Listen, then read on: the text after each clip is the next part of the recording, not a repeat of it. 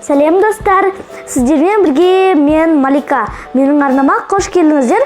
Бүгін біз сіздермен орыстың тағамы борщ жасаймыз. Ол үшін бізге қажет заттар: ет, қырыққабат, картоп, пияз, сәбіз, қызылша және де бұрыш.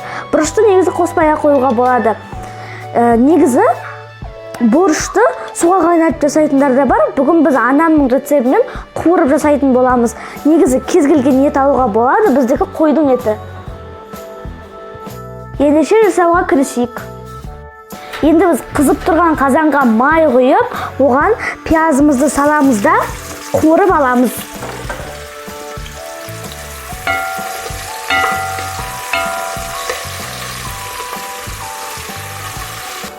Мінекей достар, біздің пиязымыз әбден қуырылды. Енді біз оның үстіне ет салып, жарты қасық тұз қосамыз да араластырамыз.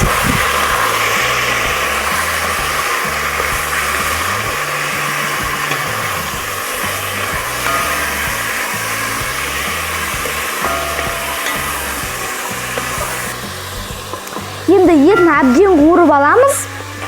15 минуттай қуырамыз, ашып араластырып тұру керек. Мінекей достар, етіміз әдемі болып қуырылып жатыр. Енді біз оның үстіне бір қасық томат саламыз.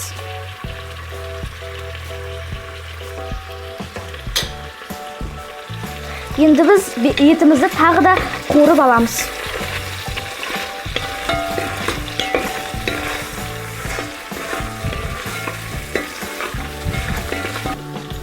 Енді біз оның үстіне бір кесе су құямыз да 5-10 минут қайнатып аламыз. Егер де сіздердің еттеріңіз қатты болатын болса, ұзағырақ қайнатуға тура келеді.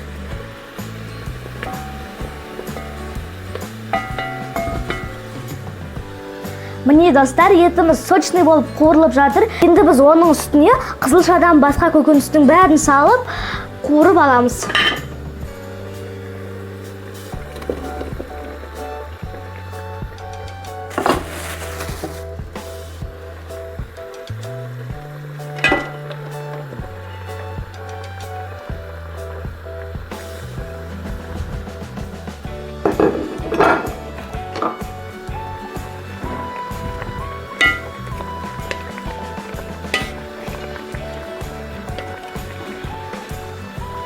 Мінекей, азақ қана қуырып алдық. Енді біз оның үстіне қайнап тұрған ыстық су құямыз.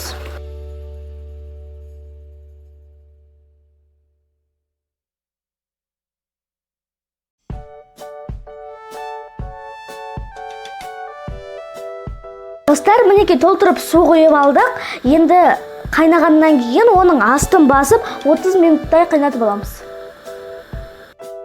Біздің қазанымыз қайнап жатқан кезде біз қызылшаны теркадан өткізіп қоямыз керек. Мінекей осындай майда теркадан өткіземіз.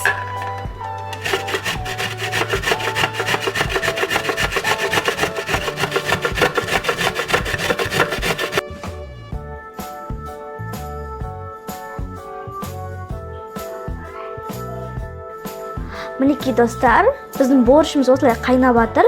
Енді біз оның үстіне қызылшаны қосамыз. Міндетті түрде тұзын бір көріп алыңыздар. Енді қызылшамды қосайық та. Тағы да 2-3 минут қайнатып аламыз. Қараңыздар, түсі қандай әдемі болып келеді.